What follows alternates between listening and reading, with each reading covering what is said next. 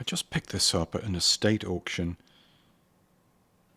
What a lovely looking piece, isn't it? It's from the 1950s, possibly early 1960s. It's called a Webster Atomic Star.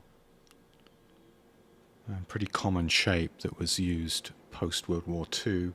And you'll see this shape used in furniture and pottery and jewelry like this. It's not working.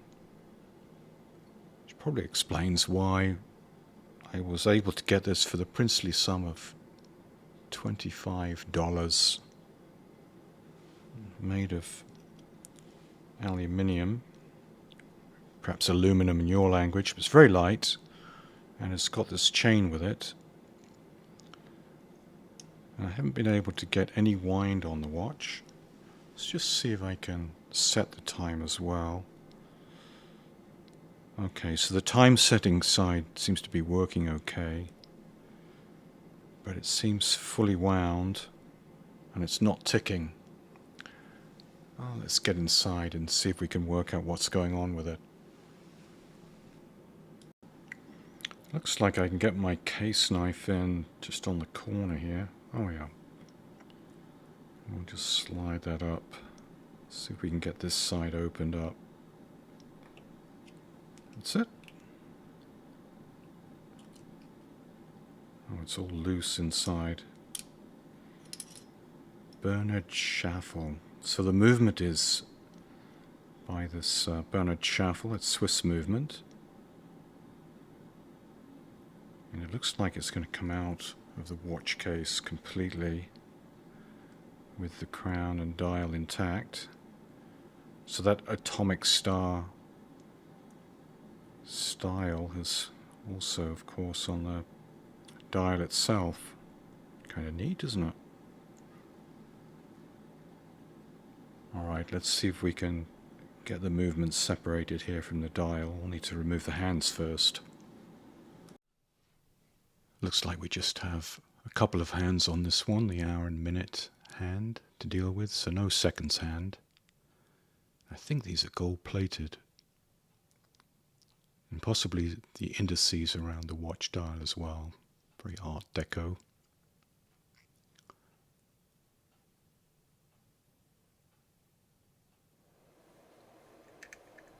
I can't wait to get into this movement here. It's a one joule movement, if you can believe it. But let's get the dial removed first. We've got a couple of dial feet to contend with.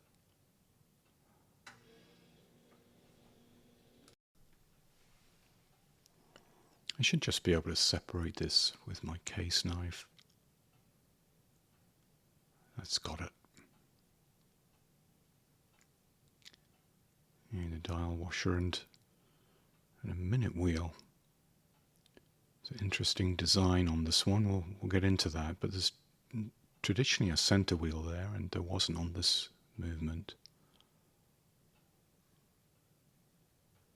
And these are quite low cost pin lever movements. We'll take a look at that too. It's really a watch that wasn't intended to be serviced, not like this, but replaced if it ever went wrong. These were watches for the masses. It was based on, I believe, German watchmaker's design from the 1800s, Rosskopf.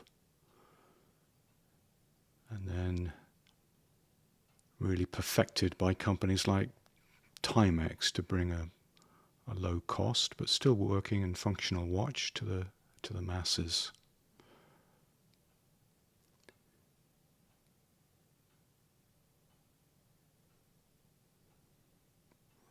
Just got to remove the crown and crown stem here, and we'll take out the balance. I'm in search of my one jewel, and I don't think this is it. I'd expected to see it there on the top of the balance, but that's just a metal plate. We'll have a closer look. And this hairspring is very delicate, so that does not want to come out easily, does it? Let's try this a different way. I'll lift the balance wheel up. That's got a... It's difficult to work on that with that dial screw there. I think we'll remove it.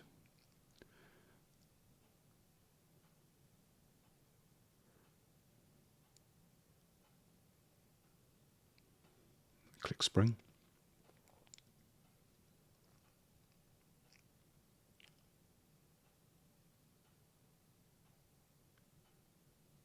So some things are pretty usual in the design here, the crown wheel and the ratchet wheel.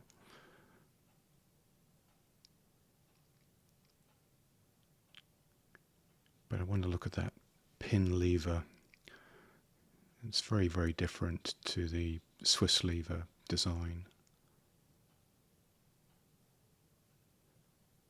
No jewels on the escapement, but just a couple of vertical pins. And so the escape wheel itself will be a different design.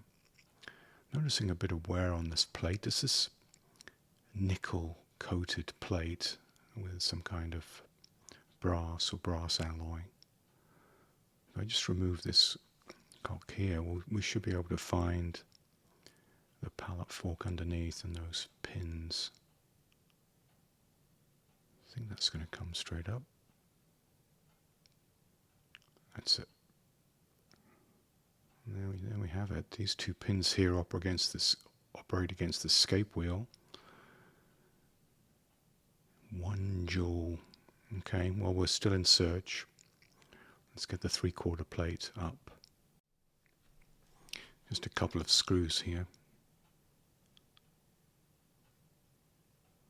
And it should give us access to the train of wheels underneath and the mainspring barrel.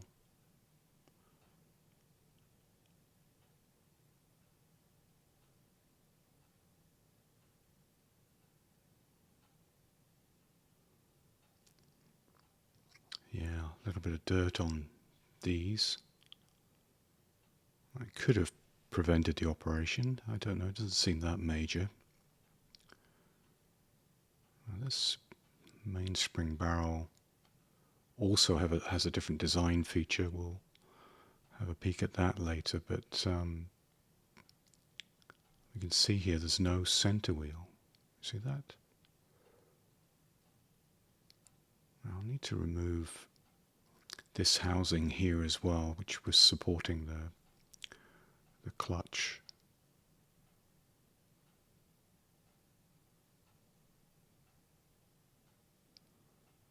A bit sticky.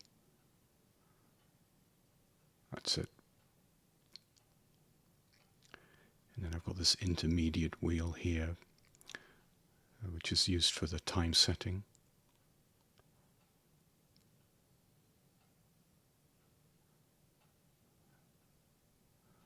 And we're getting pretty close. These are these dial screws. I think I'm going to leave that one off, certainly to help me get the balance back in place. Now maybe this is our missing jewel. Again, it looks like one of those metal plates.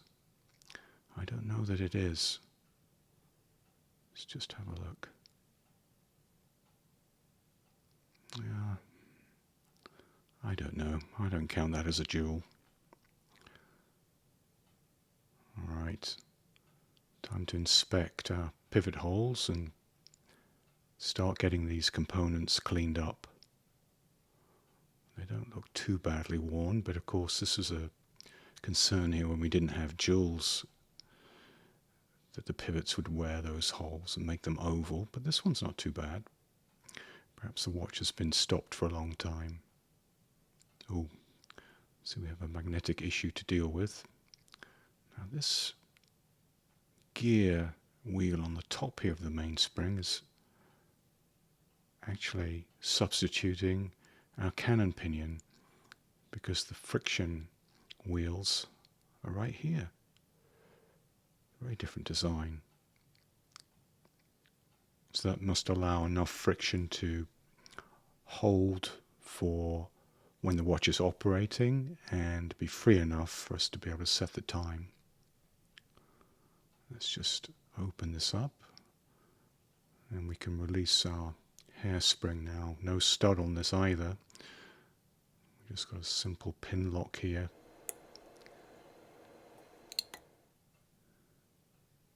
We can get that out and release the hairspring. Oh, that could explain why it wasn't working. Got a ton of hairs on the bottom of that pivot. There's a small mark on the side of the balance wheel here that tells me where my collet is pointing. I'll use that to replace it in approximately the same place.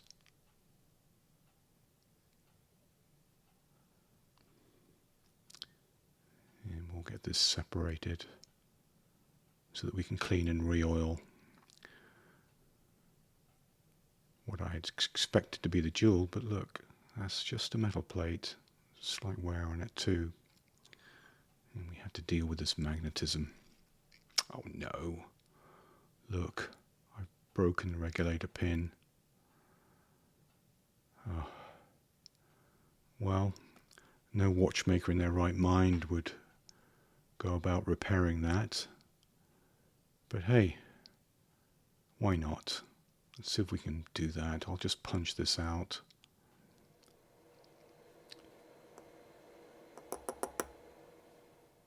And we'll get some measurements and see if we can make a new one.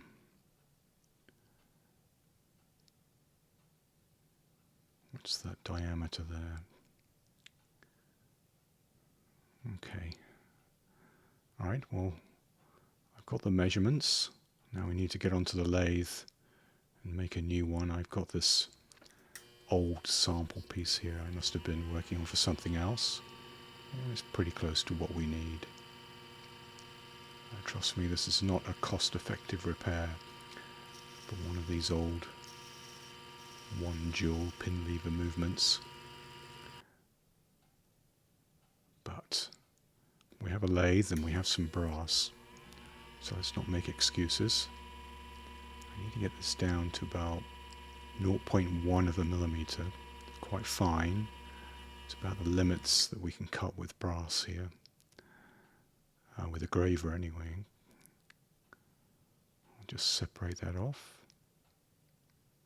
and see if I can find some way of holding it. I've got this pin vise here, but I actually think that's a little bit too large.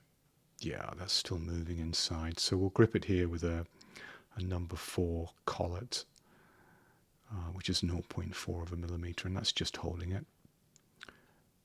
And I can just file this down and burnish it to finish it off, and hopefully that's going to give us a repair to our regulator. I think that should work. And for scale, my ballpoint pen.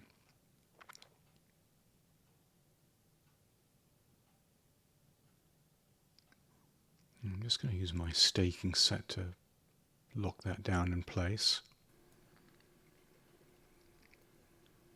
Just needs a small tap.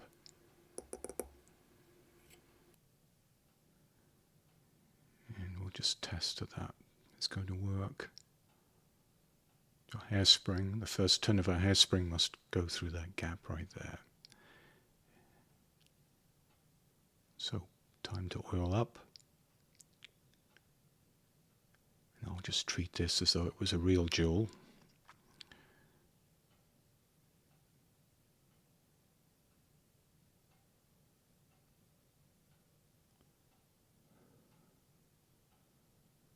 Get these tiny screws back.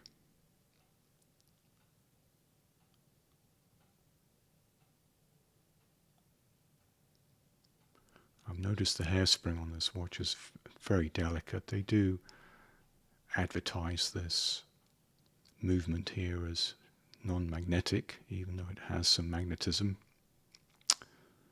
And that could point it to being some kind of Elenvar style hairspring, which is very soft. So we'll just have to be careful when we return it. I'll give it a clean first.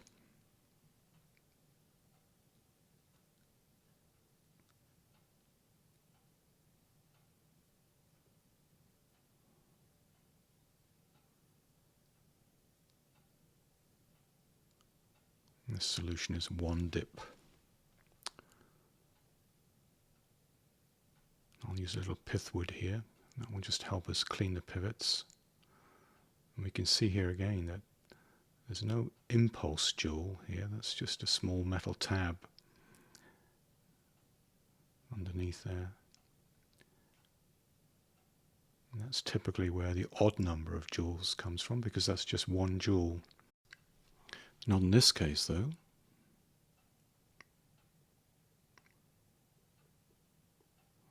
Alright.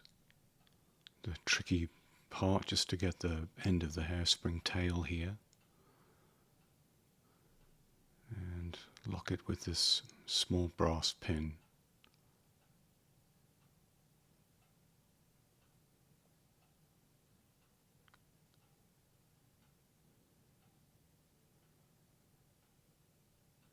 Now just pinch that shut, and then we can set our spring.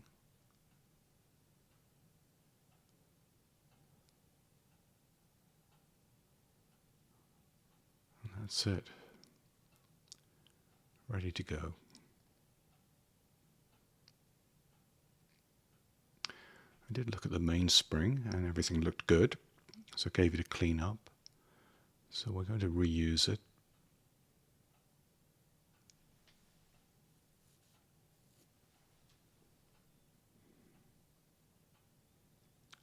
And just add a small drop of oil.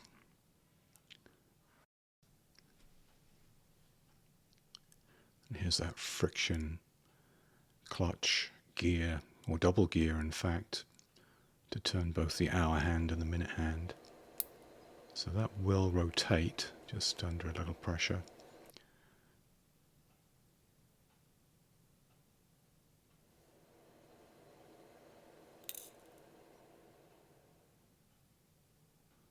And we'll do this other jewel. Well, I call it a jewel.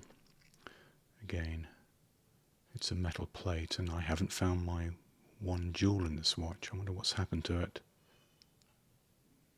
I can't believe a watchmaker would have replaced that with one of these. It doesn't make any sense to me.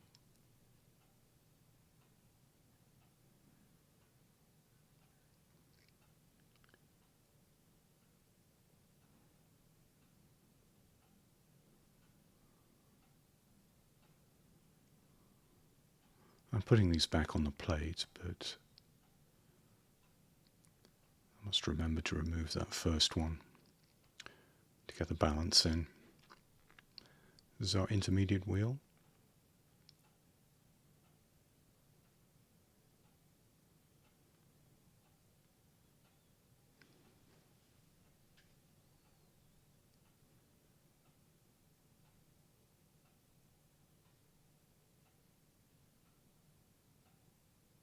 Just check that works okay.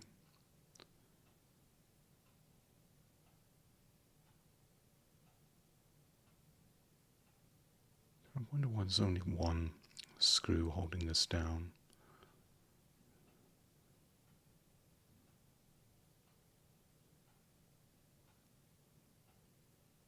And a brass one of that. Okay, this is this funky shaped escape wheel.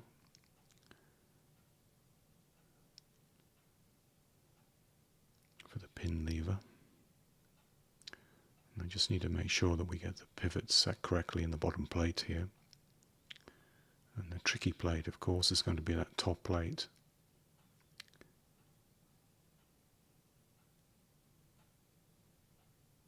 Now, these came out nice when they came out of the cleaner.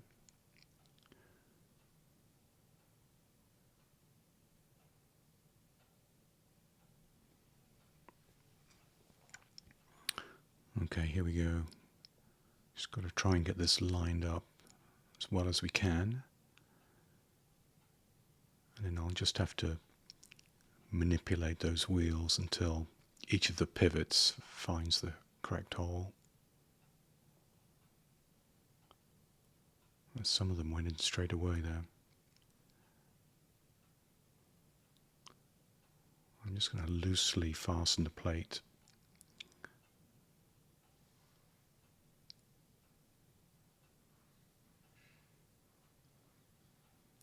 I think if you're just getting into watchmaking, this would be a good movement to practice on. They're relatively cheap, these pin lever movements.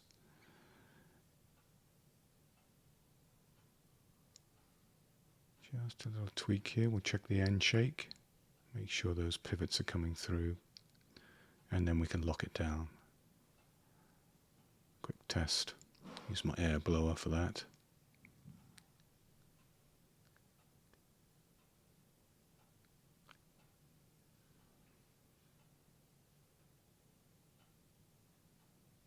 Yeah, that's good.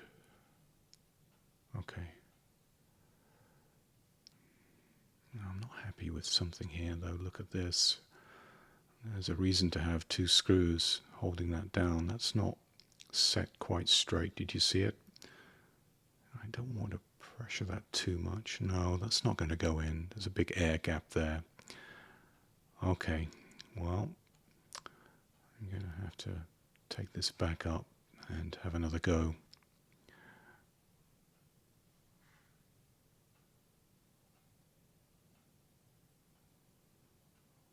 Well, I don't know why they did that.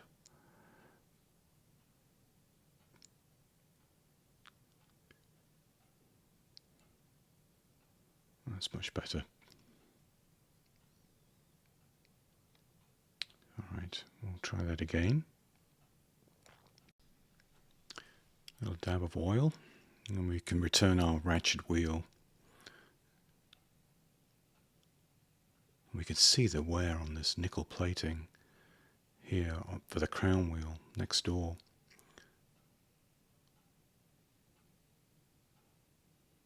Might just put a tiny amount of grease there just to help that one along.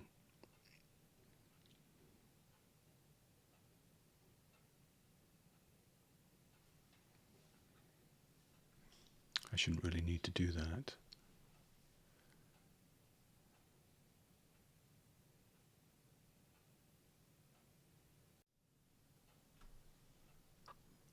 Just put a little extra grease here as well. We'll get the crown wheel tightened up. Oh, that's wrong. It's not. It's a reverse thread, isn't it? That's it. That just prevents that screw becoming undone when we wind the watch.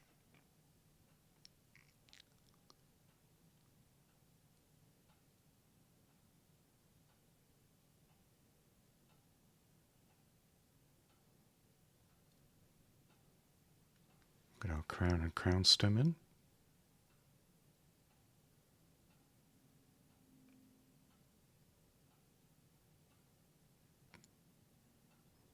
Oh, just to make sure the square end goes in correctly.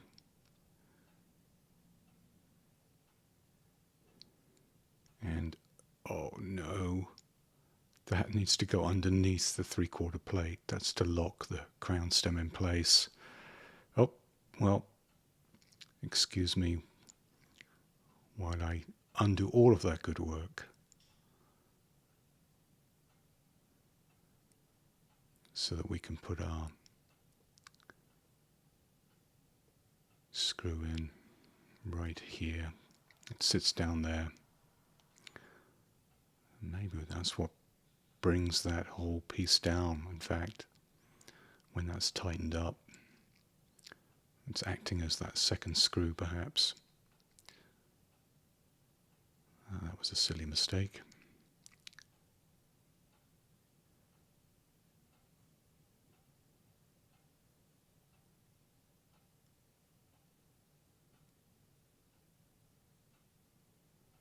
Let's try that.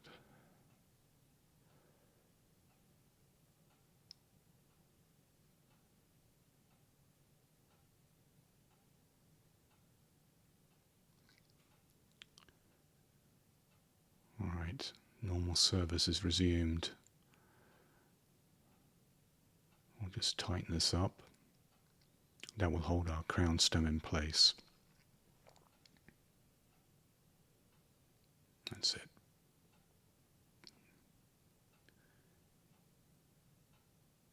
We can get our yoke in.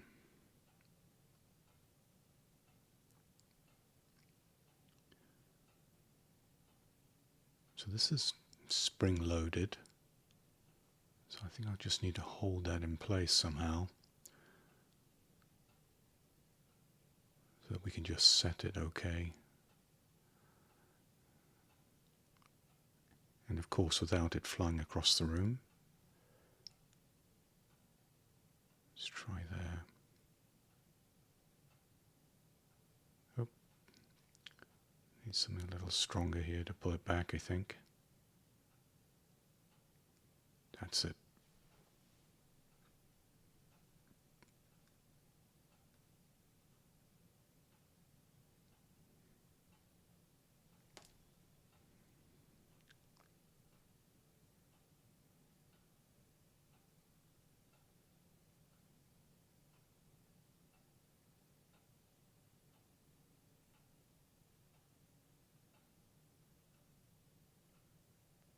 All right, let's try it.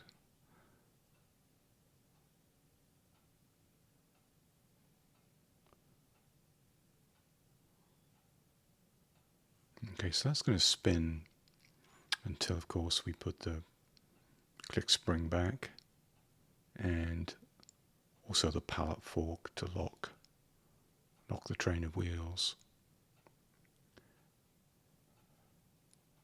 It's a good test though.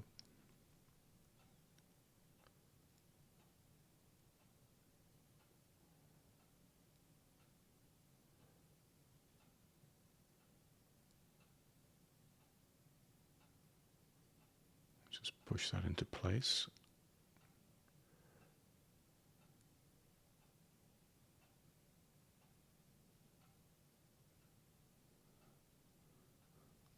And get our pin lever pallet fork back in. And then I've got this small bridge or cock here to hold that in place. You can see the hole at the top there, the pivot to go through.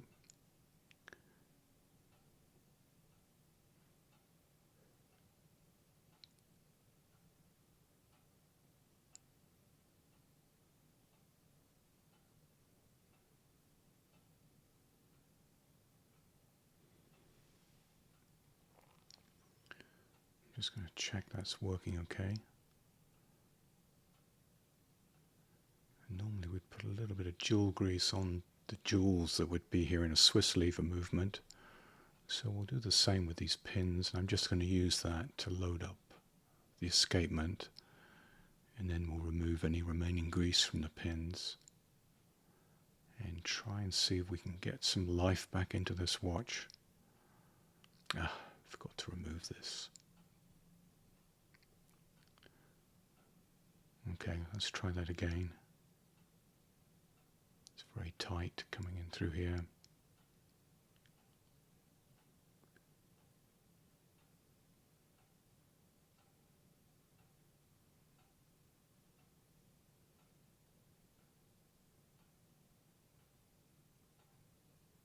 Oh, did it try to move? I think it tried to start up. There it is. How about that? Running again. It's a bit slow, but we'll put a little bit more wind onto it. Hopefully speed it up. There it is.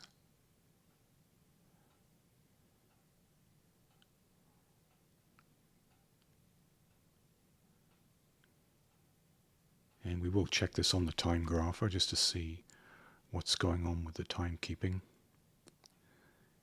But before I do that, I'll just add a little bit of oil to the pivots. Give it its best chance. I'll leave the pallet fork though. We'll just do the other side.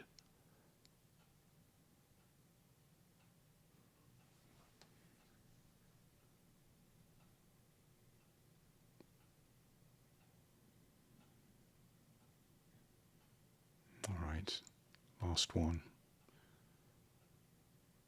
And we'll check and see what kind of readings we've got.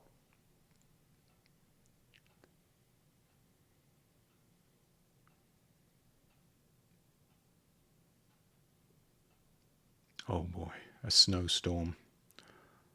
Alright, so that typically would say we've got some interference going on.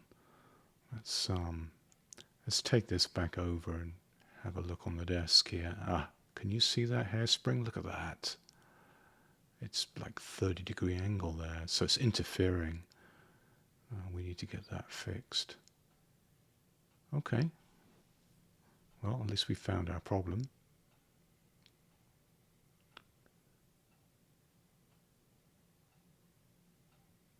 Just let down the wind.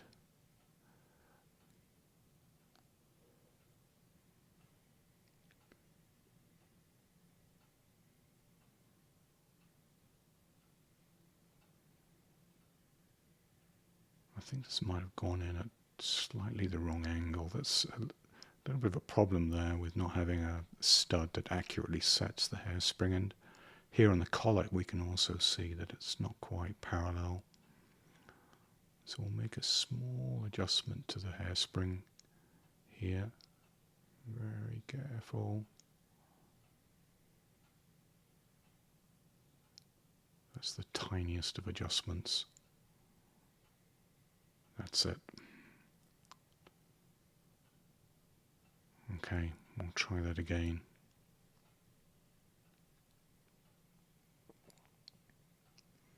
And I'm not expecting miracles with timekeeping on this watch. But if I can get it within, I don't know, 30 seconds a day, I'd be pretty happy with that.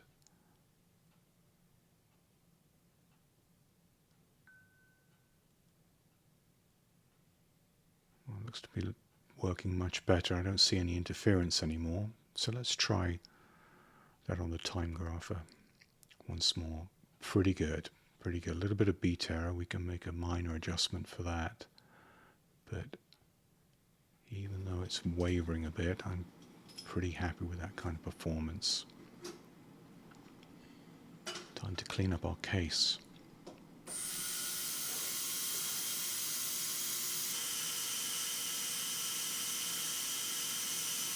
There's some kind of plating on this case. I'm not sure if it's a gold plating, probably something else, but it's very pretty. I did notice some scratching on the crystal. It's a Perspex crystal, so we'll get that taken care of as well. Just dry it off for a minute or two. Start finishing off the movement. Remember to put this case screw back. Dial screw.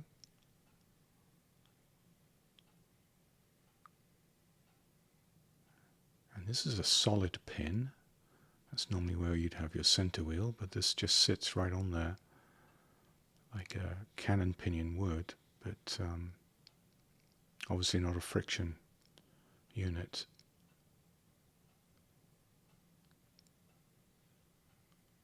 Very interesting and different design.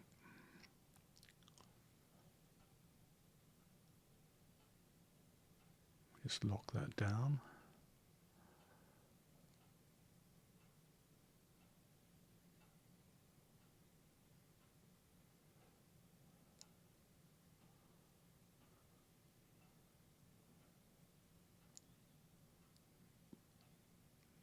I just clean this up with a little bit of poly watch.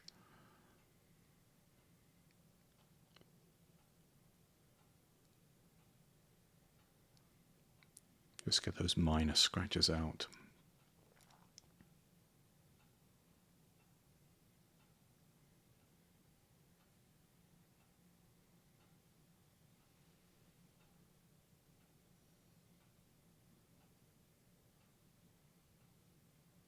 So I want to make sure that the hands don't interfere with the dial, so just checking that. And also the minute hand.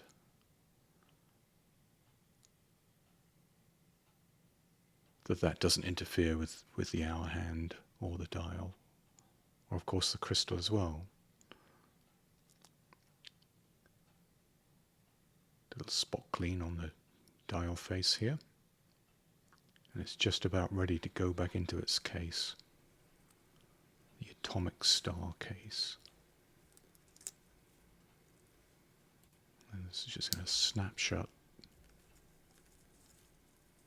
And there we have it, the Webster Atomic Star. Thanks for joining me today. I hope you've enjoyed this. A little bit different to see a pin lever set movement in this very Art Deco, atomic era, 1950s style. With that, I'll leave you to enjoy. Until next time.